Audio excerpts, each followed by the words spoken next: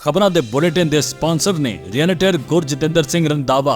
ਹਰ ਤਰ੍ਹਾਂ ਦੀ ਪ੍ਰਾਪਰਟੀ ਖਰੀਦਣ ਤੇ ਵੇਚਣ ਲਈ ਤੁਸੀਂ ਕਾਲ ਕਰ ਸਕਦੇ ਹੋ। ਸਤਿ ਸ਼੍ਰੀ ਅਕਾਲ ਜੀ, ਤੁਸੀਂ ਦੇਖ ਰਹੇ ਹੋ ਪੰਜਾਬ ਮਿਲ USA TV ਤੇ ਮੈਂ ਸੁਰਬੀ। ਖਬਰਾਂ ਦੇ ਇਸ ਬੁਲੇਟਿਨ 'ਚ ਬਹੁਤ-ਬਹੁਤ ਸਵਾਗਤ। ਪੇਸ਼ ਆ ਦੇਸ਼ ਵਿਦੇਸ਼ ਨਾਲ ਜੁੜੀਆਂ ਹੋਈਆਂ ਕੁਝ ਖਾਸ ਤੇ ਚੋਣਵੀਆਂ ਖਬਰਾਂ। ਨਿਊਯਾਰਕ 'ਚ ਜ਼ੋਹਰਾਨ ਮਮਦਾਨੀ ਨੇ ਮੇਅਰ ਦੀ ਚੋਣ ਜਿੱਤ ਕੇ ਇਤਿਹਾਸ ਰਚਿਆ। ਭਾਰਤੀ ਮੂਲ ਦੀ ਗਜ਼ਾਲਾ ਹਾਸ਼ਮੀ ਵਰਜੀਨੀਆ ਦੀ ਲੈਫਟੀਨੈਂਟ ਗਵਰਨਰ ਬਣੀ। ਡੈਮੋਕ੍ਰੇਟ ਅਫਤਾਬ ਪੁਰੇਵਾਲ ਮੁੜ ਬਣਿਆ ਸਿਨਸਿਨਾਟੀ ਦਾ ਮੇਅਰ। ਸੈਨੇਟ ਵੋਟ ਸਫਲ ਹੋਣ ਤੋਂ ਬਾਅਦ ਸਰਕਾਰੀ ਸ਼ਟਡਾਊਨ ਅਮਰੀਕੀ ਇਤਿਹਾਸ ਦਾ ਸਭ ਤੋਂ ਲੰਬਾ ਬਣ ਗਿਆ। ਕੈਨੇਡਾ ਸਰਕਾਰ ਵੱਲੋਂ ਸਿੱਖ ਫੌਜੀਆਂ ਦੇ ਸਨਮਾਨ ਵਿੱਚ ਡਾਕ ਟਿਕਟ ਜਾਰੀ। ਅਮਰੀਕਾ 'ਚ ਜਹਾਜ਼ ਹਾਦਸਾਗ੍ਰਸਤ, 3 ਦੀ ਮੌਤ, 11 ਜ਼ਖਮੀ, ਸੜ ਕੇ ਸਵਾ ਹੋਇਆ ਜਹਾਜ਼।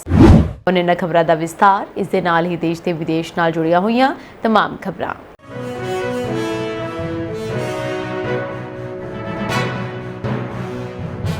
ਨਿਊਯਾਰਕ ਸ਼ਹਿਰ ਦੀਆਂ ਮੇਅਰ ਚੋਣਾਂ ਰਾਸ਼ਟਰਪਤੀ ਡੋਨਾਲਡ ਟਰੰਪ ਦੀਆਂ तमाम ਕੋਸ਼ਿਸ਼ਾਂ ਦੇ ਬਾਵਜੂਦ ਭਾਰਤੀ ਮੂਲ ਦੇ ਉਮੀਦਵਾਰ ਜ਼ੋਹਰਾਨ ਮਮਦਾਨੀ ਨੇ ਇਤਿਹਾਸਕ ਜਿੱਤ ਦਰਜ ਕੀਤੀ ਹੈ। ਡੈਮੋਕ੍ਰੈਟਿਕ ਸੋਸ਼ਲਿਸਟ ਉਮੀਦਵਾਰ ਮਮਦਾਨੀ ਨੇ ਇਨ੍ਹਾਂ ਚੋਣਾਂ 'ਚ ਸਾਬਕਾ ਗਵਰਨਰ ਐਂਡਰਿਊ ਕਿਊਮੋ ਅਤੇ ਰਿਪਬਲਿਕਨ ਉਮੀਦਵਾਰ ਕਰਟਿਸ ਸਲੀਵਾ ਨੂੰ ਕਰਾਰੀ ਹਾਰ ਦਿੱਤੀ ਹੈ। ਸ਼ਹਿਰ ਦੇ ਚੋਣ ਬੋਰਡ ਨੇ ਰਿਪੋਰਟ ਦਿੱਤੀ ਹੈ ਕਿ 20 ਲੱਖ ਤੋਂ ਵੱਧ ਵੋਟਰਾਂ ਨੇ ਆਪਣੀ ਵੋਟ ਪਾਈ, ਜੋ ਕਿ 1969 ਤੋਂ ਬਾਅਦ ਕਿਸੇ ਮੇਅਰ ਦੀ ਚੋਣ ਵਿੱਚ ਸਭ ਤੋਂ ਵੱਧ VOTING ਹੈ। ਸ਼ਹਿਰ ਦੀ ਆਬਾਦੀ ਲਗਭਗ 8.5 ਮਿਲੀਅਨ ਹੈ। ਇਸ ਜਿੱਤ ਨਾਲ ਜ਼ੋਹਰਾਨ ਮਮਦਾਨੀ ਨਿਊਯਾਰਕ ਸ਼ਹਿਰ ਦੇ ਪਹਿਲੇ ਮੁਸਲਿਮ ਮੇਅਰ ਅਤੇ ਪਹਿਲੇ ਦੱਖਣੀ ਏਸ਼ੀਆਈ ਮੂਲ ਦੇ ਮੇਅਰ ਬਣ ਗਏ ਹਨ। ਇਸ ਤੋਂ ਇਲਾਵਾ 34 ਸਾਲਾਂ ਦੇ ਮਮਦਾਨੀ ਇੱਕ ਸਦੀ ਤੋਂ ਵੱਧ ਸਮੇਂ ਵਿੱਚ ਸ਼ਹਿਰ ਦੇ ਸਭ ਤੋਂ ਘੱਟ ਉਮਰ ਦੇ ਮੇਅਰ ਵੀ ਹੋਣਗੇ। ਜ਼ੋਹਰਾਨ ਮਮਦਾਨੀ ਮਸ਼ਹੂਰ ਭਾਰਤੀ ਫਿਲਮ ਨਿਰਮਾਤਾ ਮੀਰਾ ਨਾਇਰ ਦੇ ਪੁੱਤਰ ਹਨ, ਜਦਕਿ ਉਹਨਾਂ ਦੇ ਪਿਤਾ ਮਹਿਮੂਦ ਮਮਦਾਨੀ ਦਾ ਜਨਮ ਮੁੰਬਈ ਵਿੱਚ ਹੋਇਆ ਸੀ। ਇਹ ਜਿੱਤ ਅਮਰੀਕੀ ਰਾਸ਼ਟਰਪਤੀ ਡੋਨਾਲਡ ਟਰੰਪ ਲਈ ਇੱਕ ਵੱਡਾ ਝਟਕਾ ਮੰਨੀ ਜਾ ਰਹੀ ਹੈ, ਜਿਨ੍ਹਾਂ ਨੇ ਖੁੱਲ੍ਹੇ ਤੌਰ ਤੇ ਮਮਦਾਨੀ ਨੂੰ ਵੋਟ ਨਾ ਦੇਣ ਦੀ ਅਪੀਲ ਕੀਤੀ ਸੀ ਅਤੇ ਉਹਨਾਂ ਦੇ ਵਿਰੋਧੀ ਉਮੀਦਵਾਰ ਐਂਡਰਿਊ ਕਿਊਮੋ ਦੇ ਸਮਰਥਨ ਕੀਤਾ ਸੀ। ਮਮਦਾਨੀ ਨੇ ਆਪਣੇ ਪ੍ਰਚਾਰ ਵਿੱਚ ਮੁੱਖ ਤੌਰ ਤੇ ਕਿਰਾਏ ਤੇ ਕੰਟਰੋਲ ਵਧਾਉਣ ਅਤੇ ਰਿਹਾਇਸ਼ੀ ਸੰਕਟ ਨੂੰ ਖਤਮ ਕਰਨ ਵਰਗੇ ਪ੍ਰਗਤੀਸ਼ੀਲ ਵਾਅਦੇ ਕੀਤੇ ਸਨ, ਜਿਨ੍ਹਾਂ ਤੋਂ ਪ੍ਰਭਾਵਿਤ ਹੋ ਕੇ ਲੋਕਾਂ ਨੇ ਉਹਨਾਂ ਦਾ ਕਾਫੀ ਸਮਰਥਨ ਕੀਤਾ ਤੇ ਵੋਟ ਪਾ ਕੇ ਉਹਨਾਂ ਨੂੰ ਸ਼ਹਿਰ ਦਾ ਮੇਅਰ ਬਣਾਇਆ। ਜ਼ੋਹਰਾਨ ਮਮਦਾਨੀ ਨੇ ਆਰਥਿਕ ਅਸਮਾਨਤਾ ਨੂੰ ਦੂਰ ਕਰਨ ਲਈ ਬੁਨਿਆਦੀ ਤਬਦੀਲੀਆਂ ਦਾ ਸਮਰਥਨ ਕੀਤਾ ਹੈ। ਇਸ ਤੋਂ ਇਲਾਵਾ ਅਮਰੀਕਾ 'ਚ ਵੱਖ-ਵੱਖ ਥਾਵਾਂ ਤੇ ਹੋਈਆਂ ਚੋਣਾਂ 'ਚ ਡੈਮੋਕ੍ਰੈਟਿਕ ਪਾਰਟੀ ਨੇ ਮੋਰਚਾ ਫਤਿਹ ਕਰ ਲਿਆ। ਨਿਊਯਾਰਕ ਸਿਟੀ ਦੇ ਮੇਅਰ ਤੋਂ ਇਲਾਵਾ ਸਮੇਤ Atlanta, Cincinnati, Detroit, Jersey City, Minneapolis, Pittsburgh ਤੋਂ ਵੀ ਡੈਮੋਕ੍ਰੈਟਿਕ ਉਮੀਦਵਾਰ ਮੇਅਰ ਦੀਆਂ ਚੋਣਾਂ ਜਿੱਤੇ ਹਨ। ਵਰਜੀਨੀਆ ਚੋਣਾਂ ਵਿੱਚ governor, lieutenant governor, attorney general ਅਤੇ ਹਾਊਸ ਆਫ ਡੈਲੀਗੇਟ ਦੀਆਂ ਚੋਣਾਂ ਵਿੱਚ ਡੈਮੋਕ੍ਰੇਟ ਦੇ ਸਾਰੇ ਉਮੀਦਵਾਰਾਂ ਨੇ ਜਿੱਤ ਪ੍ਰਾਪਤ ਕਰ ਲਈ ਹੈ। ਨਿਊ ਜਰਸੀ ਤੋਂ ਵੀ ਗਵਰਨਰ ਦੀ ਚੋਣ 'ਚ ਡੈਮੋਕ੍ਰੈਟਿਕ ਉਮੀਦਵਾਰ ਦੇ ਜਿੱਤਣ ਦਾ ਸਮਾਚਾਰ ਪ੍ਰਾਪਤ ਹੋਇਆ ਹੈ। ਕੈਲੀਫੋਰਨੀਆ ਵਿੱਚ ਪ੍ਰੈਪੋਜੀਸ਼ਨਸ 50 ਪਾਸ ਹੋ ਗਿਆ। ਡੈਮੋਕ੍ਰੈਟਿਕ ਗਵਰਨਰ ਗੈਵਿਨ ਨਿਊਸਮ ਅਤੇ ਉਹਨਾਂ ਦੀ ਪਾਰਟੀ ਕੈਲੀਫੋਰਨੀਆ ਲਈ ਇੱਕ ਨਵਾਂ ਕਾਂਗਰੈਸ਼ਨਲ ਜ਼ਿਲ੍ਹਾ ਨਕਸ਼ਾ ਅਪਣਾਉਣ ਦਾ ਰਾਹ ਪੱਧਰਾ ਕਰ ਚੁੱਕੇ ਹਨ। ਇਸ ਜਿੱਤ ਦੇ ਨਾਲ ਡੈਮੋਕ੍ਰੇਟ ਪਾਰਟੀ ਨੂੰ ਅਗਲੇ ਸਾਲ ਹੋਣ ਵਾਲੀਆਂ ਮੱਧਕਾਲੀ ਚੋਣਾਂ ਅਤੇ ਉਸ ਤੋਂ ਬਾਅਦ ਹੋਣ ਵਾਲੀਆਂ 2 ਚੋਣਾਂ ਦੇ ਲਈ ਡੈਮੋਕ੍ਰੇਟਸ ਦੇ ਜਿੱਤਣ ਦਾ ਰਾਹ ਪੱਧਰਾ ਹੋ ਗਿਆ ਹੈ। ਇਹ ਪ੍ਰਸਤਾਵ ਰਾਸ਼ਟਰਪਤੀ ਡੋਨਾਲਡ ਟਰੰਪ ਦੇ ਕਈ ਰਾਜਾਂ ਵਿੱਚ ਰਿਪਬਲਿਕਨਸ ਦੇ ਪੱਖ ਵਿੱਚ ਜ਼ਿਲ੍ਹਾ ਨਕਸ਼ਿਆਂ ਨੂੰ ਬਣਾਉਣ ਦੇ ਜਵਾਬ 'ਚ ਤਿਆਰ ਕੀਤਾ ਗਿਆ, ਜਿਵੇਂ ਕਿ GOP ਅਗਲੇ ਸਾਲ ਆਪਣੇ ਹਾਊਸ ਨੂੰ ਵਧਾਉਣ ਦੀ ਕੋਸ਼ਿਸ਼ ਕਰ ਰਿਹਾ ਹੈ। ਭਾਰਤ ਵਿੱਚ ਜਨਮੀ ਅਮਰੀਕੀ ਸਿਆਸਤਦਾਨ ਗਜ਼ਾਲਾ ਹਾਸ਼ਮੀ ਵਰਜੀਨੀਆ ਦੀ ਲੈਫਟੀਨੈਂਟ ਗਵਰਨਰ ਚੁਣੀ ਗਈ ਹੈ। ਹਾਸ਼ਮੀ ਰਾਜ ਦੇ ਉੱਚ ਸਿਆਸੀ ਅਹੁਦੇ ਲਈ ਚੁਣੇ ਜਾਣ ਵਾਲੀ ਪਹਿਲੀ ਮੁਸਲਿਮ ਅਤੇ ਦੱਖਣੀ ਏਸ਼ੀਆਈ ਅਮਰੀਕੀ ਬਣ ਗਈ ਹੈ। ਡੈਮੋਕ੍ਰੇਟ ਉਮੀਦਵਾਰ ਹਾਸ਼ਮੀ ਨੇ 14,65,634 ਵੋਟਾਂ ਹਾਸਲ ਕੀਤੀਆਂ। ਇਸ ਤੋਂ ਇਲਾਵਾ ਹਾਸ਼ਮੀ ਨੇ ਰਿਪਬਲਿਕਨ ਉਮੀਦਵਾਰ ਜੋਨ ਰੀਡ ਨੂੰ ਹਰਾਇਆ ਹੈ। ਹਾਸ਼ਮੀ ਜੋ ਵਰਜੀਨੀਆ ਰਾਜ ਦੀ ਸੈਨੇਟਰ ਹੈ, 2025 ਦੀਆਂ ਚੋਣਾਂ ਵਿੱਚ ਮੁੱਖ ਰਾਸ਼ਟਰੀ ਅਹੁਦਿਆਂ ਲਈ 30 ਤੋਂ ਵੱਧ ਭਾਰਤੀ, ਅਮਰੀਕੀ ਅਤੇ ਦੱਖਣੀ ਏਸ਼ੀਆਈ ਉਮੀਦਵਾਰਾਂ ਵਿੱਚੋਂ ਇੱਕ ਸੀ। ਹਾਸ਼ਮੀ ਦੀ ਚੋਣ ਨੂੰ ਨੇੜਿਓਂ ਦੇਖਿਆ ਜਾ ਰਿਹਾ ਸੀ ਕਿਉਂਕਿ ਉਹ ਰਾਜ ਦੇ ਉੱਚ ਅਹੁਦੇ ਲਈ ਚੋਣ ਲੜ ਰਹੀ ਸੀ। ਹਾਸ਼ਮੀ ਵਰਜੀਨੀਆ ਸੈਨੇਟ ਵਿੱਚ ਸੇਵਾ ਕਰਨ ਵਾਲੀ ਪਹਿਲੀ ਮੁਸਲਿਮ ਅਤੇ ਪਹਿਲੀ ਦੱਖਣੀ ਏਸ਼ੀਆਈ ਅਮਰੀਕੀ ਹੈ। ਇਸ ਤੋਂ ਇਲਾਵਾ ਹਾਸ਼ਮੀ ਦੀ ਅਧਿਕਾਰਤ ਪ੍ਰੋਫਾਈਲ ਮੁਤਾਬਕ ਉਹ ਇੱਕ ਤਜਰਬੇਕਾਰ ਸਿੱਖਿਅਕ ਅਤੇ ਸਮਾਵੇਸ਼ੀ ਕਦਰਾਂ ਕੀਮਤਾਂ ਅਤੇ ਸਮਾਜਿਕ ਨਿਆਂ ਦੀ ਪੈਰੋਕਾਰ ਹੋਣ ਦੇ ਨਾਤੇ ਉਸ ਦੀਆਂ ਵਿਧਾਨਕ ਤਰਜੀਹਾਂ ਵਿੱਚ ਜਨਤਕ ਸਿੱਖਿਆ, ਵੋਟਿੰਗ ਅਧਿਕਾਰ ਅਤੇ ਲੋਕਤੰਤਰ ਦੀ ਸੰਭਾਲ, ਪ੍ਰਜਨਨ ਆਜ਼ਾਦੀ, ਬੰਦੂਕ ਹਿੰਸਾ ਦੀ ਰੋਕਥਾਮ, ਵਾਤਾਵਰਣ, ਰਿਹਾਇਸ਼ ਅਤੇ ਕਿਫਾਇਤੀ ਸਿਹਤ ਸੰਭਾਲ ਪਹੁੰਚ ਸ਼ਾਮਲ ਹਨ।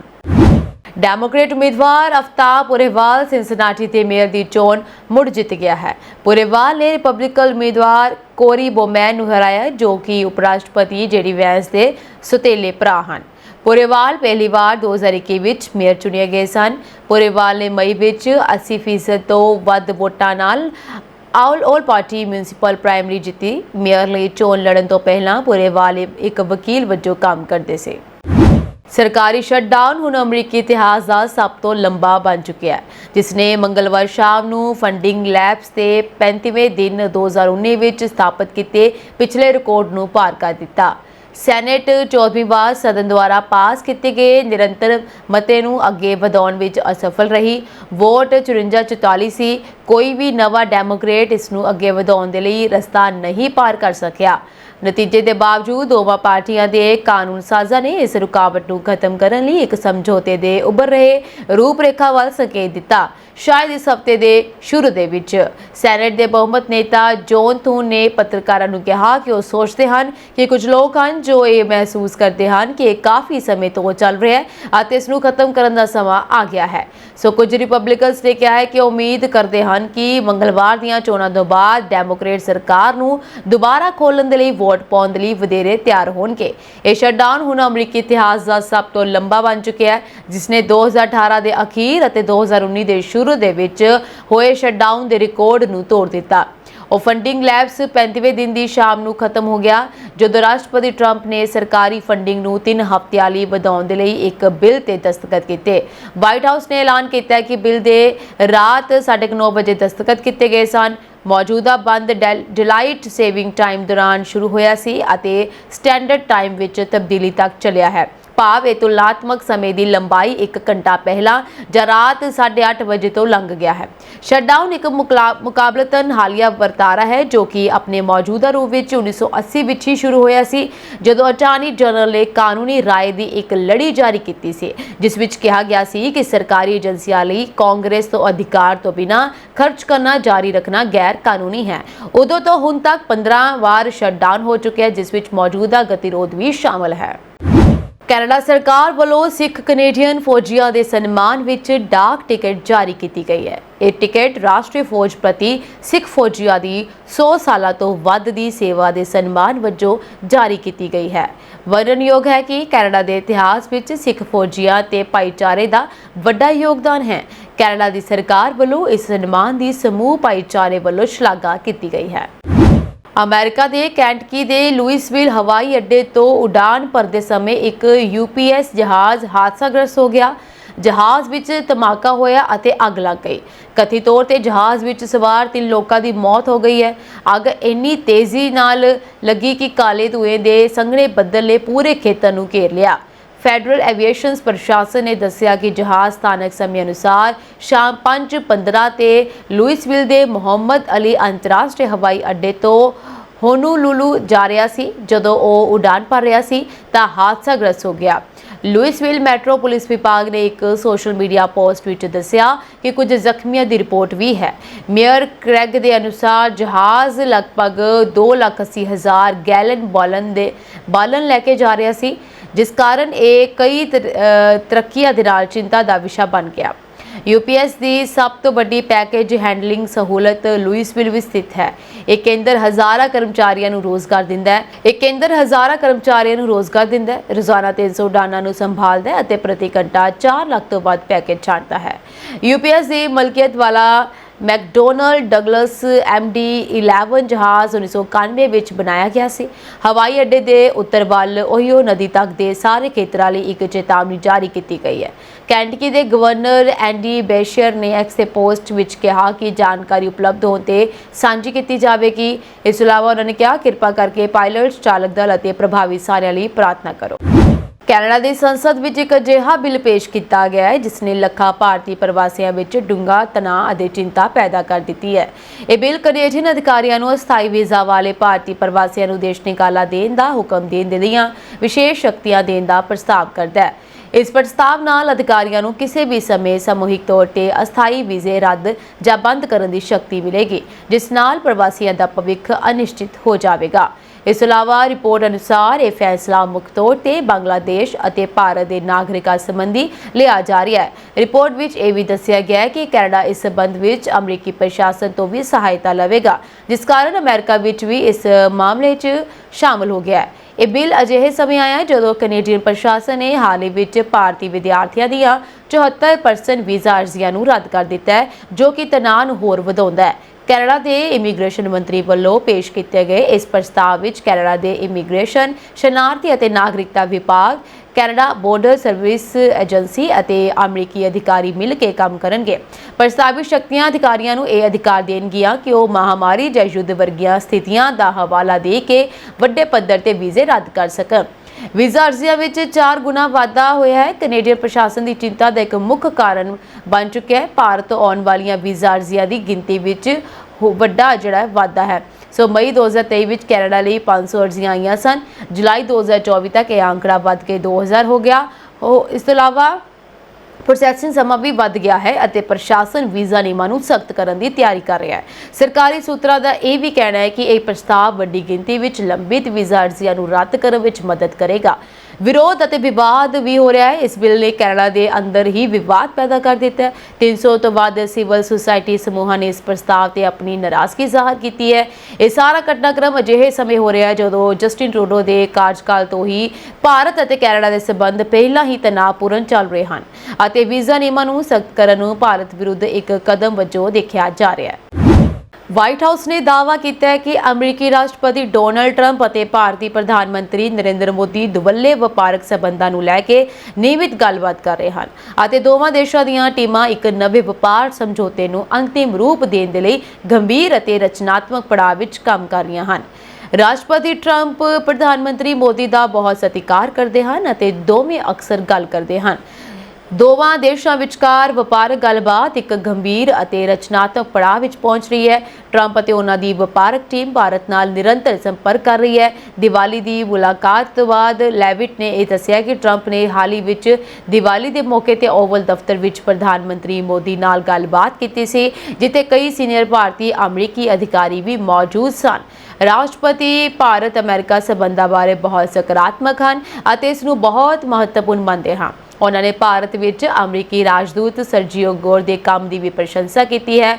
ਇਸ ਤੋਂ ਇਲਾਵਾ ਤੁਹਾਨੂੰ ਦੱਸ ਦਈਏ ਕਿ ਸੰਕੇਤ ਵੀ ਸਾਹਮਣੇ ਆ ਰਹੇ ਨੇ। ਇਹ ਬਿਆਨ ਅਜਿਹੇ ਸਮੇਂ ਆਇਆ ਜਦੋਂ ਹਾਲ ਹੀ ਵਿੱਚ ਮਹੀਨਿਆਂ 'ਚ ਦੋਵਾਂ ਦੇਸ਼ਾਂ ਦੇ ਸੰਬੰਧ ਵਿੱਚ ਤਣਾਅ ਦੇਖਿਆ ਗਿਆ ਸੀ। ਟੈਰਿਫ ਵਿੱਚ ਵਾਧਾ ਹੋਇਆ। ਅਮਰੀਕਾ ਨੇ ਭਾਰਤ ਵੱਲੋਂ ਰੂਸੀ ਤੇਲ ਦੀ ਖਰੀਦ ਤੇ ਨਾਰਾਜ਼ਗੀ ਜ਼ਾਹਰ ਕਰਦਿਆਂ ਭਾਰਤੀ ਦਰਾਮਦਾਂ ਤੇ ਟੈਰਿਫ ਲਗਾਤਾਰ ਵਧਾਇਆ ਸੀ। ਪਹਿਲਾਂ 30 ਜੁਲਾਈ ਨੂੰ 25% ਟੈਰਿਫ ਲਗਾਇਆ ਗਿਆ ਅਤੇ ਬਾਅਦ ਵਿੱਚ 25% ਵਾਧੂ ਟੈਰਿਫ ਲਗਾ ਕੇ ਕੁੱਲ ਟੈਰਿਫ 50% ਤੱਕ ਵਧਾ ਦਿੱਤਾ ਗਿਆ। ਪਿਛਲੇ ਹਫ਼ਤੇ ਦੱਖਣੀ ਕੋਰੀਆ ਦੀ ਫੇਰੀ ਦੌਰਾਨ ਟਰੰਪ ਨੇ ਖੁਦ ਕਿਹਾ ਸੀ ਕਿ ਉਹ ਭਾਰਤ ਨਾਲ ਇੱਕ ਨਵੇਂ ਵਪਾਰ ਸਮਝੌਤੇ ਤੇ ਪਹੁੰਚਣ ਦੀ ਉਮੀਦ ਕਰਦੇ ਹਨ, ਜਿਸ ਨੂੰ ਸਬੰਧਾਂ ਵਿੱਚ ਪਿਘਲਣ ਦੇ ਸੰਕੇਤ ਵਜੋਂ ਦੇਖਿਆ ਗਿਆ ਸੀਗਾ। ਰੂਸ ਦੇ ਪ੍ਰਮੁੱਖ ਤੇਲ ਨਿਰਯਾਤਕਾਂ ਤੇ ਅਮਰੀਕਾ ਦੀਆਂ ਨਵੀਆਂ ਪਾਬੰਦੀਆਂ ਤੋਂ ਬਾਅਦ ਭਾਰਤੀ ਰਿਫਾਈਨਰੀਜ਼ ਨੇ ਪਹਿਲਾਂ ਹੀ ਰੂਸੀ ਤੇਲ ਦੀ ਖਰੀਦ ਘਟਾ ਦਿੱਤੀ ਹੈ। ਅਮਰੀਕਾ ਦੇ ਸਾਬਕਾ ਉਪ ਰਾਸ਼ਟਰਪਤੀ ਡਿਕ ਚੈਨੀ ਦਾ 84 ਸਾਲ ਦੀ ਉਮਰ ਵਿੱਚ ਦੇਹਾਂਤ ਹੋ ਗਿਆ ਹੈ। ਰਾਈਟਰਸ ਦੇ ਅਨੁਸਾਰ ਚੈਨੀ ਦੀ ਮੌਤ ਸਿਹਤ ਸੰਬੰਧੀ ਪੇਚੀਦਗੀਆਂ ਕਾਰਨ ਹੋਈ ਹੈ। ਉਹ ਲੰਬੇ ਸਮੇਂ ਤੋਂ ਦਿਲ ਦੀ ਬਿਮਾਰੀ ਤੋਂ ਪੀੜਿਤ ਸਨ ਅਤੇ ਹਾਲ ਹੀ ਦੇ ਸਾਲਾਂ ਵਿੱਚ ਕਈ ਵਾਰ ਹਸਪਤਾਲ ਵਿੱਚ ਭਰਤੀ ਹੋਏ ਸਨ। ਉਹਨਾਂ ਨੇ ਅਮਰੀਕਾ ਦੇ ਸਭ ਤੋਂ ਸ਼ਕਤੀਸ਼ਾਲੀ ਉਪ ਰਾਸ਼ਟਰਪਤੀਆਂ ਵਿੱਚੋਂ ਇੱਕ ਮੰਨਿਆ ਜਾਂਦਾ ਸੀ। ਡਿਕ ਚੈਨੀ ਨੇ 2001 ਤੋਂ 2009 ਤੱਕ ਰਾਸ਼ਟਰਪਤੀ ਜਾਰਜ ਡਬਲਿਊ ਬੁਸ਼ ਦੇ ਅਧੀਨ ਉਪ ਰਾਸ਼ਟਰਪਤੀ ਵਜੋਂ ਸੇਵਾ ਨਿਭਾਈ। ਉਹ ਅਮਰੀਕੀ ਰਾਜਨੀਤੀ ਵਿੱਚ ਇੱਕ ਸਖਤ ਅਤੇ ਫੈਸਲਾਕੁਨ ਨੇਤਾ ਵਜੋਂ ਜਾਣੇ ਜਾਂਦੇ ਸਨ। ਚੈਨੀ ਨੇ ਇਰਾਕ ਯੁੱਧ ਅਤੇ ਅਮਰੀਕੀ ਸੁਰੱਖਿਆ ਨੀਤੀ ਨੂੰ ਆਕਾਰ ਦੇਣ ਵਿੱਚ ਮੁੱਖ ਭੂਮਿਕਾ ਨਿਭਾਈ। ਇਸ ਤੋਂ ਇਲਾਵਾ ਵਾਇਓਮਿੰਗ ਦੇ ਇੱਕ ਸਾਬਕਾ ਕਾਂਗਰਸਮੈਨ ਅਤੇ ਰੱਖਿਆ ਸਕੱਤਰ ਡਿਕ ਚੈਨੀ ਨੇ ਆਪਣੇ ਆਪ ਨੂੰ ਵਾਸ਼ਿੰਗਟਨ ਦੀ ਰਾਜਨੀਤੀ ਵਿੱਚ ਇੱਕ ਸ਼ਕਤੀਸ਼ਾਲੀ ਸ਼ਖਸੀਅਤ ਵਜੋਂ ਸਥਾਪਿਤ ਕੀਤਾ ਸੀ। ਰਾਈਟਰਸ ਦੀ ਇੱਕ ਰਿਪੋਰਟ ਹੈ ਕਿ ਜਦੋਂ ਤੱਕ ਬੁਸ਼ ਨੇ 2000 ਦੀਆਂ ਰਾਸ਼ਟਰਪਤੀ ਚੋਣਾਂ ਵਿੱਚ ਉਹਨਾਂ ਨੂੰ ਆਪਣੇ ਸਾਥੀ ਵਜੋਂ ਚੁਣਿਆ, ਚੈਨੀ ਅਮਰੀਕੀ ਸ਼ਕਤੀ ਢਾਂਚੇ ਵਿੱਚ ਇੱਕ ਪ੍ਰਭਾਵਸ਼ਾਲੀ ਰਣਨੀਤੀਕਾਰ ਬਣ ਗਏ ਸਨ। ਉਹਨਾਂ ਦਾ ਤਜਰਬਾ ਅਤੇ ਮਜ਼ਬੂਤ ਰਾਜਨੀਤਿਕ ਦ੍ਰਿਸ਼ਟੀਕੋਣ ਬੁਸ਼ ਪ੍ਰਸ਼ਾਸਨ ਦੀਆਂ ਨੀਤੀਆਂ ਦੀ ਨੀਂਹ ਬਣ ਗਏ। 2001 ਤੋਂ 2009 ਤੱਕ ਉਪ ਰਾਸ਼ਟਰਪਤੀ ਵਜੋਂ ਆਪਣੇ ਕਾਰਜਕਾਲ ਦੌਰਾਨ ਚੈਨੀ ਨੇ ਰਾਸ਼ਟਰਪਤੀ ਅਹੁਦੇ ਦੀਆਂ ਸ਼ਕਤੀਆਂ ਨੂੰ ਮਜ਼ਬੂਤ ਕਰਨ ਵਿੱਚ ਮਹੱਤਵਪੂਰਨ ਭੂਮਿਕਾ ਨਿਭਾਈ। ਉਹਨਾਂ ਦਾ ਮੰਨਣਾ ਸੀ ਕਿ ਵਾਟਰਗੇਟ ਘੁਟਾਲੇ ਤੋਂ ਬਾਅਦ ਰਾਸ਼ਟਰਪਤੀ ਅਹੁਦੇ ਕਮਜ਼ੋਰ ਹੋ ਗਏ ਸਨ, ਜਿਸ ਕਾਰਨ ਰਿਚਰਡ ਨਿਕਸਨ ਨੂੰ ਅਸਤੀਫਾ ਦੇਣਾ ਪਵੇਗਾ। ਨਿਕਸਨ ਨੂੰ ਉਹ ਰਾਸ਼ਟਰਪਤੀ ਸਨ ਅਤੇ ਉਹਨਾਂ ਦੇ ਅਧੀਨ ਚੇਨੀ ਨੇ ਸ਼ੁਰੂਆਤ ਵਿੱਚ ਸੇਵਾ ਨਿਭਾਈ। ਚੇਨੀ ਨੇ ਇਰਾਕ ਯੁੱਧ, ਅੱਤਵਾਦ ਵਿਰੋਧੀ ਮੁਹਿੰਮ ਅਤੇ ਅਮਰੀਕੀ ਸੁਰੱਖਿਆ ਨੀਤੀ ਦੇ ਨਿਰਮਾਣ ਵਿੱਚ ਮੁੱਖ ਭੂਮਿਕਾ ਨਿਭਾਈ, ਜਿਸ ਨਾਲ ਉਹ ਅਮਰੀਕੀ ਇਤਿਹਾਸ ਦੇ ਸਭ ਤੋਂ ਨਿਰਣਾਇਕ ਪਰ ਵਿਵਾਦਪੂਰਨ ਉਪ ਰਾਸ਼ਟਰਪਤੀਆਂ ਵਿੱਚੋਂ ਇੱਕ ਬਣ ਗਏ। ਅਮਰੀਕਾ ਦੀਆਂ 2 ਅਦਾਲਤਾਂ ਨੇ ਆਵਾਸ ਅਧਿਕਾਰੀਆਂ ਨੂੰ ਹੁਕਮ ਦਿੱਤਾ ਹੈ ਕਿ ਉਹ ਭਾਰਤੀ ਮੂਲ ਦੇ ਉਸ ਸ਼ਖਸ ਨੂੰ ਵਾਪਸ ਨਾ ਭੇਜਣ ਜਿਸ ਨੇ ਹੱਤਿਆ ਦੇ ਮਾਮਲੇ 'ਚ ਦੋਸ਼ੀ ਕਰਾਰ ਦੇਣ ਦਾ ਫੈਸਲਾ ਪਲਟੇ ਜਾਣ ਤੋਂ ਪਹਿਲਾਂ 4 ਦਹਾਕੇ ਜੇਲ੍ਹ 'ਚ ਬਿਤਾਏ ਸਨ। ਸੁਬਰਮਨੀਅਮ ਵੇਦਮ ਨੂੰ ਫਿਲਹਾਲ ਲੁਈਸਿਆਨਾ ਦੇ ਜੂਜ਼ ਵਕਤੀ ਪਨਾਹ ਕੇਂਦਰ 'ਚ ਰੱਖਿਆ ਗਿਆ ਹੈ, ਜਿੱਥੇ ਲੋਕਾਂ ਨੂੰ ਰਿਪੋਰਟ ਕਰਕੇ ਵਿਦੇਸ਼ ਭੇਜਣ ਲਈ ਹਵਾਈ ਪੱਟੀ ਵੀ ਮੌਜੂਦ ਹੈ। ਵੇਦਮ ਅਮਰੀਕਾ 'ਚ ਕਾਨੂੰਨੀ ਵਸਨੀਕ ਹੈ। ਆਵਾਸ ਮਾਮਲਿਆਂ ਦੀ ਸੁਣਵਾਈ ਕਰ ਰਹੇ ਜੱਜ ਨੇ ਲੰਘੇ ਵੀਰਵਾਰ ਵੇਦਮ ਨੂੰ ਦੇਸ਼ 'ਚੋਂ ਕੱਢਣ ਤੇ ਉਦੋਂ ਤੱਕ ਰੋਕ ਲਗਾ ਦਿੱਤੀ ਜਦੋਂ ਤੱਕ ਇਮੀਗ੍ਰੇਸ਼ਨ ਅਪੀਲ ਬਿਊਰੋ ਇਹ ਤੈਅ ਨਹੀਂ ਕਰ ਲੈਂਦਾ ਕਿ ਉਸ ਦੇ ਮਾਮਲੇ ਦੀ ਸਮੀਖਿਆ ਕੀਤੀ ਜਾਵੇ। ਨਾਈਜੀਰੀਆ ਵਿੱਚ ਧਾਰਮਿਕ ਹਿੰਸਾ ਦਾ ਦੌਰ ਰੁਕਣ ਦਾ ਨਾਮ ਨਹੀਂ ਲੈ ਰਿਹਾ। International society for civil liberties and rule of law ਦੀ ਤਾਜ਼ਾ ਰਿਪੋਰਟ ਵਿੱਚ ਖੁਲਾਸਾ ਹੋਇਆ ਹੈ ਕਿ ਜਨਵਰੀ ਤੋਂ 10 ਅਗਸਤ 2025 ਤੱਕ ਦੇਸ਼ ਭਰ ਵਿੱਚ 7000 ਤੋਂ ਵੱਧ ਈਸਾਈ ਮਾਰੇ ਗਏ, ਜਿਸ ਵਿੱਚ ਬੋਕੋ ਹਰਮ, ਫੁਲਾਨੀ ਅੱਤਵਾਦੀ ਅਤੇ IS ਨਾਲ ਸੰਬੰਧਿਤ ਅੱਤਵਾਦੀ ਸਮੂਹਾਂ ਨੂੰ ਦੋਸ਼ੀ ਠਹਿਰਾਇਆ ਗਿਆ। ਰਿਪੋਰਟ ਵਿੱਚ ਕਿਹਾ ਗਿਆ ਹੈ ਕਿ ਜ਼ਿਆਦਾਤਰ ਹਮਲੇ ਨਾਈਜੀਰੀਆ ਦੇ ਉੱਤਰੀ ਅਤੇ ਕੇਂਦਰੀ ਖੇਤਰਾਂ ਵਿੱਚ ਹੋਏ ਹਨ, ਜਿਵੇਂ ਕਿ ਬੋਰਨੋ, ਕਡੂਨਾ, ਬੇਨੂ ਅਤੇ ਪਠਾਰ ਰਾਜ। ਇੱਥੇ ਕੱਟੜਪੰਥੀ ਸਮੂਹ ਪਿੰਡਾਂ ਤੇ ਹਮਲਾ ਕਰਦੇ ਹਨ, ਘਰਾਂ ਨੂੰ ਸਾੜਦੇ ਹਨ, ਔਰਤਾਂ ਤੇ ਬੱਚਿਆਂ ਨੂੰ ਅਗਵਾ ਕਰਦੇ ਹਨ ਅਤੇ ਧਾਰਮਿਕ ਚਿੰਨ੍ਹਾਂ ਨੂੰ ਨਸ਼ਟ ਕਰਦੇ ਹਨ। ਇਸ ਤੋਂ ਇਲਾਵਾ ਇੰਟਰ ਸੁਸਾਇਟੀ ਦਾ ਦਾਅਵਾ ਹੈ ਕਿ 2025 ਵਿੱਚ ਹੁਣ ਤੱਕ ਹਿੰਸਾ ਕਾਰਨ ਲਗਭਗ 1.8 ਮਿਲੀਅਨ ਲੋਕ ਬੇਘਰ ਹੋ ਗਏ ਹਨ, ਜਦਕਿ ਹਜ਼ਾਰਾਂ ਚਰਚ, ਸਕੂਲ ਅਤੇ ਘਰ ਪੂਰੀ ਤਰ੍ਹਾਂ ਤਬਾਹ ਹੋ ਗਏ ਹਨ। ਨਾਈਜੀਰੀਆ ਦੇ ਰਾਸ਼ਟਰਪਤੀ ਬੋਲਾ ਅਹਿਮਦ ਨੇ ਰਿਪੋਰਟ ਨੂੰ ਖਾਰਜ ਕਰਦੇ ਹੋਏ ਕਿਹਾ ਕਿ ਨਾਈਜੀਰੀਆ ਨੂੰ ਧਾਰਮਿਕ ਤੌਰ ਤੇ ਅਸਹਿਣਸ਼ੀਲ ਕਹਿਣਾ ਗਲਤ ਹੈ। ਸਾਡਾ ਸੰਵਿਧਾਨ ਹਰ ਧਰਮ ਲਈ ਆਜ਼ਾਦੀ ਅਤੇ ਬਰਾਬਰ ਸਤਿਕਾਰ ਦੀ ਗਾਰੰਟੀ ਦਿੰਦਾ ਹੈ। ਰਾਸ਼ਟਰਪਤੀ ਟਿਨੂਬੂ ਨੇ ਕਿਹਾ ਹੈ ਕਿ ਉਹਨਾਂ ਦੀ ਸਰਕਾਰ ਅੱਤਵਾਦੀ ਅਤੇ ਕੱਟੜਤਾ ਵਿਰੁੱਧ ਜ਼ੀਰੋ ਟੋਲਰੈਂਸ ਨੀਤੀ ਅਪਣਾ ਰਹੀ ਹੈ। ਇਸ ਦੌਰਾਨ ਵਿਦੇਸ਼ ਮੰਤਰਾਲੇ ਨੇ ਕਿਹਾ ਹੈ ਕਿ ਦੇਸ਼ ਵਿੱਚ ਕਿਸੇ ਵੀ ਨਾਗਰਿਕ ਤੇ ਉਹਨਾਂ ਦੇ ਧਰਮ, ਨਸਲ ਜਾਂ ਜਾਤੀ ਦੇ ਆਧਾਰ ਤੇ ਹਮਲੇ ਬਰਦਾਸ਼ਤ ਨਹੀਂ ਕੀਤੇ ਜਾਣਗੇ। ਨਾਈਜੀਰੀਆ ਦੀ ਲਗਭਗ 220 ਮਿਲੀਅਨ ਆਬਾਦੀ 2 ਪ੍ਰਮੁੱਖ ਭਾਈਚਾਰਿਆਂ ਵਿੱਚ ਵੰਡੀ ਹੋਈ ਹੈ, ਅੱਧੀ ਮੁਸਲਿਮ ਅਤੇ ਅੱਧੀ ਈਸਾਈ। ਧਾਰਮਿਕ ਹਿੰਸਾ ਨਾ ਸਿਰਫ ਧਾਰਮਿਕ ਮਾਮਲਿਆਂ ਵਿੱਚ ਸਗੋਂ ਜ਼ਮੀਨੀ ਵਿਵਾਦਾਂ, ਨਸਲੀ ਟਕਰਾਵਾਂ, ਆਰਥਿਕ ਅਸਮਾਨਤਾ ਅਤੇ ਅੱਤਵਾਦੀ ਨੈਟਵਰਕਸ ਵਿੱਚ ਵੀ ਜੜੀ ਹੋਈ ਹੈ। ਬੋਕੋ ਹਰਮ ਅਤੇ ਇਸ ਦੇ ਸਹਿਯੋਗੀ ਸਮੂਹ IS ਪੱਛਮੀ ਅਫਰੀਕਾ ਪ੍ਰਾਂਤ ਸਾਲਾਂ ਤੋਂ ਈਸਾਈ ਪਿੰਡਾਂ ਤੇ ਹਮਲਾ ਕਰ ਰਹੇ ਹਨ, ਖਾਸ ਕਰਕੇ ਉੱਤਰੀ ਖੇਤਰਾਂ ਦੇ ਵਿੱਚ। ਇੰਡੋਨੇਸ਼ੀਆ ਵਿੱਚ ਬੁੱਧਵਾਰ ਤੜਕੇ ਸੁਲਾਵੇਸੀ ਦੇ ਤੱਟ ਤੇ ਇੱਕ ਵਾਰ ਫਿਰ ਇੱਕ ਸ਼ਕਤੀਸ਼ਾਲੀ ਭੂਚਾਲ ਆਇਆ, ਜਿਸ ਦੀ ਤੀਬਰਤਾ ਰਿਕਟਰ ਪੈਮਾਨੇ ਤੇ 6.2 ਮਾਪੀ ਗਈ। ਦੇਸ਼ ਦੀ ਮੌਸਮ ਵਿਗਿਆਨ, ਜਲਵਾਯੂ ਅਤੇ ਭੂ-ਭੌਤਿਕ ਵਿਗਿਆਨ ਏਜੰਸੀ ਨੇ ਇਸ ਘਟਨਾ ਦੀ ਪੁਸ਼ਟੀ ਕੀਤੀ ਹੈ। ਹਾਲਾਂਕਿ ਇਹ ਰਾਹਤ ਦੀ ਗੱਲ ਹੈ ਕਿ ਸੁਨਾਮੀ ਦੇ ਕਿਸੇ ਵੀ ਖਤਰੇ ਦੀ ਰਿਪੋਰਟ ਨਹੀਂ ਹੈ। ਏਜੰਸੀ ਅਨੁਸਾਰ ਭੂਚਾਲ ਦਾ ਕੇਂਦਰ ਸੁਲਾਵੇਸੀ ਟਾਪੂ ਦੇ ਉੱਤਰੀ ਤੱਟ ਦੇ ਨੇੜੇ ਸਮੁੰਦਰ ਵਿੱਚ ਸੀ। ਭੂਚਾਲ ਬੁੱਧਵਾਰ ਸਵੇਰੇ ਸਥਾਨਕ ਸਮੇਂ ਅਨੁਸਾਰ ਸਵੇਰੇ 4:45 ਤੇ ਆਇਆ ਮਹਿਸੂਸ ਕੀਤਾ ਗਿਆ। ਇਸ ਦੇ ਕਰੀਬ ਇਸ ਦਾ ਪ੍ਰਭਾਵ ਗੋਰੋਂਤਾਲੋ, ਪਾਲੂ ਅਤੇ ਮਾਮੂਜੂ ਸ਼ਹਿਰਾਂ ਸਮੇਤ ਆਲੇ ਦੁਆਲੇ ਦੇ ਤਟਵਰਤੀ ਖੇਤਰਾਂ ਵਿੱਚ ਮਹਿਸੂਸ ਕੀਤਾ ਗਿਆ। ਸ਼ੁਰੂਆਤੀ ਰਿਪੋਰਟਾਂ ਅਨੁਸਾਰ ਭੂਚਾਲ ਲਗਭਗ 20 ਤੋਂ 25 ਘੰਟਾ ਤੱਕ ਰਿਹਾ, ਜਿਸ ਕਾਰਨ ਘਬਰਾਏ ਹੋਏ ਲੋਕ ਆਪਣੇ ਘਰਾਂ ਨੂੰ ਛੱਡ ਕੇ ਭੱਜ ਗਏ। ਕਈ ਖੇਤਰਾਂ ਵਿੱਚ ਬਿਜਲੀ ਸਪਲਾਈ ਅਸਥਾਈ ਤੌਰ ਤੇ ਠੱਪ ਹੋ ਗਏ। ਅਧਿਕਾਰੀਆਂ ਨੇ ਕਿਹਾ ਕਿ ਹੁਣ ਤੱਕ ਕੋਈ ਵੱਡਾ ਨੁਕਸਾਨ ਜਾਂ ਜਾਨੀ ਨੁਕਸਾਨ ਨਹੀਂ ਹੋਇਆ। ਸਥਾਨਕ ਪ੍ਰਸ਼ਾਸਨ ਨੇ ਰਾਹਤ ਅਤੇ ਬਚਾਅ ਟੀਮਾਂ ਨੂੰ ਅਲਰਟ ਤੇ ਰੱਖਿਆ ਅਤੇ ਭੂਚਾਲ ਦੀ ਨਿਗਰਾਨੀ ਲਈ ਸਾਰੇ ਜ਼ਿਲ੍ਹਿਆਂ ਤੋਂ ਰਿਪੋਰਟਾਂ ਮੰਗੀਆਂ ਹਨ। Indonesia Pacific ring of fire ਨਾਮਕ ਇੱਕ ਭੂ-ਵਿਗਿਆਨਕ ਖੇਤਰ ਵਿੱਚ ਸਥਿਤ ਹੈ, ਜਿੱਥੇ ਕਈ ਟੈਕਟੋਨਿਕ ਪਲੇਟਾਂ ਟਕਰਾਉਂਦੀਆਂ ਹਨ, ਜਿਸ ਕਾਰਨ ਭੂਚਾਲ ਅਤੇ ਜਵਾਲਾਮੁਖੀ ਫਟਣਾ ਆਮ ਹੋ ਜਾਂਦਾ ਹੈ। ਦੁਬਈ ਵਿੱਚ ਰਹਿਣ ਵਾਲੇ ਇੱਕ ਭਾਰਤੀ ਮੂਲ ਦੇ ਕਾਰੋਬਾਰੀ ਨੇ ਸੋਸ਼ਲ ਮੀਡੀਆ ਤੇ ਇੱਕ ਘਟਨਾ ਸਾਂਝੀ ਕੀਤੀ, ਜਿਸ ਨੇ ਟ੍ਰੈਫਿਕ ਨਿਯਮਾਂ ਬਾਰੇ ਗਰਮਾ-ਗਰਮ ਚਰਚਾ ਛੇੜ ਦਿੱਤੀ। ਉਸਨੇ ਦੱਸਿਆ ਕਿ ਉਸਦੇ ਇੱਕ ਦੋਸਤ ਨੂੰ ਸੜਕ ਤੇ ਸਾਈਡ ਬਦਲਦੇ ਸਮੇਂ ਆਪਣੇ ਵਾਹਨ ਦੇ ਇੰਡੀਕੇਟਰ ਨੂੰ ਚਾਲੂ ਨਾ ਕਰਨ ਤੇ ਲਗਭਗ 25,000 ਰੁਪਏ ਦਾ ਜੁਰਮਾਨਾ ਲਗਾਇਆ ਗਿਆ ਸੀ। ਕਾਰੋਬਾਰੀ ਸੋਮੇਂਦਰ ਜੈਨਾ ਨੇ ਇਸ ਬਾਰੇ ਪੋਸਟ ਸੋਸ਼ਲ ਮੀਡੀਆ ਤੇ ਸਾਂਝੀ ਕੀਤੀ ਤੇ ਕਿਹਾ ਕਿ ਦੁਬਈ ਵਿੱਚ ਉਸਦੇ ਦੋਸਤ ਨੂੰ ਸਿਰਫ ਇੰਡੀਕੇਟਰ ਚਾਲੂ ਨਾ ਕਰਨ ਤੇ 25,000 ਰੁਪਏ ਦਾ ਜੁਰਮਾਨਾ ਲਗਾਇਆ ਗਿਆ ਸੀ। ਕਲਪਨਾ ਕਰੋ ਕਿ ਜੇਕਰ ਭਾਰਤ ਵਿੱਚ ਅਜਿਹੇ ਸਖਤ ਨਿਯਮ ਲਾਗੂ ਕੀਤੇ ਜਾਂਦੇ ਹਨ ਤਾਂ ਟ੍ਰੈਫਿਕ ਵਿੱਚ ਕਿੰਨਾ ਸੁਧਾਰ ਹੋਵੇਗਾ। ਉਸਨੇ ਸਕਰੀਨਸ਼ਾਟ ਸਾਂਝਾ ਕੀਤਾ। ਉਸ ਦੇ ਵਿੱਚ ਦੁਬਈ ਪੁਲਿਸ ਦਾ ਚਲਾਨ ਦਿਖਾਇਆ ਗਿਆ। ਇਹ ਚਲਾਨ 3 ਅਕਤੂਬਰ ਨੂੰ ਲੇਨ ਬਦਲਦੇ ਸਮੇਂ ਇੰਡੀਕੇਟਰ ਨੂੰ ਚਾਲੂ ਨਾ ਕਰਨ ਜਾਂ ਗਲਤ ਢੰਗ ਨਾਲ ਓਵਰਟੇਕ ਕਰਨ ਲਈ ਜਾਰੀ ਕੀਤਾ ਗਿਆ ਸੀ। ਚਲਾਨ 1000 AED ਯਾਨੀ ਕਿ ਲਗਭਗ 25,000 ਰੁਪਏ ਸੀ। ਲੋਕਾਂ ਨੇ ਇਸ ਪੋਸਟ ਤੇ ਵੱਖ-ਵੱਖ ਪ੍ਰਤੀਕਿਰਿਆਵਾਂ ਦਿੱਤੀਆਂ ਹਨ।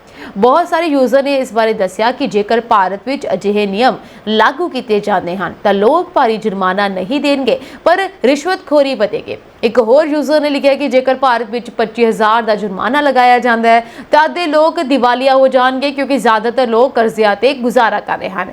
ਇਸ ਤੋਂ ਇਲਾਵਾ ਬਹੁਤ ਸਾਰੇ ਨੇ ਵੀ ਲਿਖਿਆ ਕਿ ਜਦੋਂ ਭਾਰਤ ਵਿੱਚ ਟ੍ਰੈਫਿਕ ਜੁਰਮਾਨੇ ਵਧਾਏ ਗਏ ਤਾਂ ਪੁਲਿਸ ਅਧਿਕਾਰੀਆਂ ਨੇ 500 ਰੁਪਏ ਦੀ ਰਿਸ਼ਵਤ ਮੰਗਣੀ ਸ਼ੁਰੂ ਕਰ ਦਿੱਤੀ। ਇੰਨਾ ਵੱਡਾ ਜੁਰਮਾਨਾ ਰਿਸ਼ਵਤਖੋਰੀ ਨੂੰ ਹੋਰ ਜ਼ਿਆਦਾ ਵਧਾਏਗਾ। ਅਮਰੀਕੀ ਰਾਸ਼ਟਰਪਤੀ ਡੋਨਾਲਡ ਟਰੰਪ ਨੇ ਦਾਅਵਾ ਕੀਤਾ ਕਿ ਪਾਕਿਸਤਾਨ ਅਤੇ ਚੀਨ ਪਰਮਾਣੂ ਪ੍ਰੀਖਣ ਕਰ ਰਹੇ ਹਨ। ਟਰੰਪ ਦੇ ਇਸ ਦਾਅਵੇ ਨੇ ਵਿਸ਼ਵ ਪੱਧਰ ਤੇ ਹੰਗਾਮਾ ਮਚਾ ਦਿੱਤਾ। ਪਾਕਿਸਤਾਨ ਨੇ ਹੁਣ ਟਰੰਪ ਦੇ ਬਿਆਨ ਦਾ ਜਵਾਬ ਦਿੰਦੇ ਹੋਏ ਕਿਹਾ ਕਿ ਪਾਕਿਸਤਾਨ ਪਰਮਾਣੂ ਪ੍ਰੀਖਣ ਮੁੜ ਸ਼ੁਰੂ ਕਰਨ ਵਾਲਾ ਪਹਿਲਾ ਦੇਸ਼ ਨਹੀਂ ਹੈ। ਨਿਊਜ਼ ਦੀ ਇੱਕ ਰਿਪੋਰਟ ਦੇ ਅਨੁਸਾਰ ਪਾਕਿਸਤਾਨੀ ਰੱਖਿਆ ਵਿਭਾਗ ਦੇ ਇੱਕ ਸੀਨੀਅਰ ਅਧਿਕਾਰੀ ਨੇ ਕਿਹਾ ਕਿ ਪਾਕਿਸਤਾਨ ਪਰਮਾਣੂ ਪ੍ਰੀਖਣ ਮੁੜ ਸ਼ੁਰੂ ਕਰਨ ਵਾਲਾ ਪਹਿਲਾ ਦੇਸ਼ ਨਹੀਂ ਹੈ। ਪਾਕਿਸਤਾਨ ਤੋਂ ਪਹਿਲਾਂ ਕਈ ਹੋਰ ਦੇਸ਼ਾਂ ਨੇ ਪਰਮਾਣੂ ਪ੍ਰੀਖਣ ਕੀਤੇ ਹਨ। ਮਹੱਤਵਪੂਰਨ ਗੱਲ ਇਹ ਹੈ ਕਿ ਪਾਕਿਸਤਾਨ ਦਾ ਪਰਮਾਣੂ ਪ੍ਰੀਖਣ ਭਾਰਤ ਲਈ ਆਪਣੀ ਤਾਕਤ ਦਾ ਪ੍ਰਦਰਸ਼ਨ ਕਰਨ ਦਾ ਮੌਕਾ ਪੇਸ਼ ਕਰਦਾ ਹੈ। ਟਰੰਪ ਨੇ ਰੂਸ, ਚੀਨ, ਉੱਤਰੀ ਕੋਰੀਆ ਅਤੇ ਪਾਕਿਸਤਾਨ ਦੀ ਪਛਾਣ ਉਹਨਾਂ ਦੇਸ਼ਾਂ ਵਜੋਂ ਕੀਤੀ ਜਿਨ੍ਹਾਂ ਨੇ ਪਰਮਾਣੂ ਹਥਿਆਰਾਂ ਦਾ ਪ੍ਰੀਖਣ ਕੀਤਾ।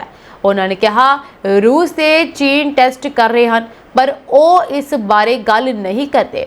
ਉੱਤਰੀ ਕੋਰੀਆ ਯਕੀਨੀ ਤੌਰ ਤੇ ਟੈਸਟ ਕਰ ਰਿਹਾ ਹੈ। ਪਾਕਿਸਤਾਨ ਵੀ ਟੈਸਟ ਕਰ ਰਿਹਾ ਹੈ। ਰੂਸੀ ਰਾਸ਼ਟਰਪਤੀ ਵਲਾਦੀਮੀਰ ਪੁਤਿਨ ਨੇ ਪਿਛਲੇ ਹਫ਼ਤੇ ਕਿਹਾ ਸੀ ਕਿ ਰੂਸ ਨੇ ਪੋਸਾਈਡਨ ਪਰਮਾਣੂ ਸਮਰਥ ਸੁਪਰ ਟਾਰਪੀਡੋ ਦਾ ਪ੍ਰੀਖਣ ਕੀਤਾ। ਇਸ ਤੋਂ ਬਾਅਦ ਅਮਰੀਕੀ ਰਾਸ਼ਟਰਪਤੀ ਨੇ ਕਿਹਾ ਹੋਰ ਦੇਸ਼ ਟੈਸਟ ਕਰਦੇ ਹਨ ਪਰ ਅਸੀਂ ਨਹੀਂ ਕਰਦੇ, ਸਾਨੂੰ ਟੈਸਟ ਕਰਨੇ ਪੈਂਦੇ ਹਨ। ਰੂਸ ਨੇ ਵੀ ਕੁਝ ਦਿਨ ਪਹਿਲਾਂ ਧਮਕੀ ਦਿੱਤੀ ਸੀ ਇਹ ਕਹਿੰਦੇ ਹੋਏ ਕਿ ਉਹ ਇੱਕ ਵੱਖਰੇ ਪੱਧਰ ਤੇ ਟੈਸਟ ਕਰਨ ਦੀ ਯੋਜਨਾ ਬਣਾ ਰਿਹਾ ਹੈ। ਦੁਨੀਆ ਦੇ ਨਕਸ਼ੇ ਤੇ 9 ਪਰਮਾਣੂ ਸਮਰਥ ਦੇਸ਼ ਹਨ। ਭਾਰਤ ਅਤੇ ਪਾਕਿਸਤਾਨ ਵੀ ਇਸ ਸੂਚੀ ਵਿੱਚ ਸ਼ਾਮਲ ਹਨ। ਪਾਕਿਸਤਾਨ ਨੇ ਮਈ 1998 ਵਿੱਚ ਆਪਣਾ ਪਹਿਲਾ ਪਰਮਾਣੂ ਪ੍ਰੀਖਣ ਕੀਤਾ ਸੀ। NTI ਦੀ ਇੱਕ ਰਿਪੋਰਟ ਦੇ ਅਨੁਸਾਰ ਪਾਕਿਸਤਾਨ ਨੇ ਹੁਣ ਤੱਕ ਕੁੱਲ 6 ਪਰਮਾਣੂ ਪ੍ਰੀਖਣ ਕੀਤੇ ਹਨ। 170 ਪਰਮਾਣੂ ਹਥਿਆਰ ਰੱਖਣ ਦਾ ਦਾਅਵਾ ਕਰਦਾ ਹੈ। ਇਹ ਸਾਂਝੀ ਦੇਸ਼ ਵਿਦੇਸ਼ ਨਾਲ ਜੁੜੀਆਂ ਹੋਈਆਂ ਕੁਝ ਖਾਸ ਤੇ ਚੋਣਵੀਆਂ ਖਬਰਾਂ ਔਰ ਅਪਡੇਟਸ ਨਾਲ ਜੁੜੇ ਰਹਿਣ ਦੇ ਲਈ ਤੁਸੀਂ ਬਨੇ ਰਹੋ ਜੀ ਪੰਜਾਬ ਮਿਲ USA TV ਦੇ ਨਾਲ। ਮੈਨੂੰ ਦਿਓ ਜੀ ਇਜਾਜ਼ਤ। ਤੁਹਾਡੇ ਸਭ ਦਾ ਬਹੁਤ ਬਹੁਤ ਧੰਨਵਾਦ।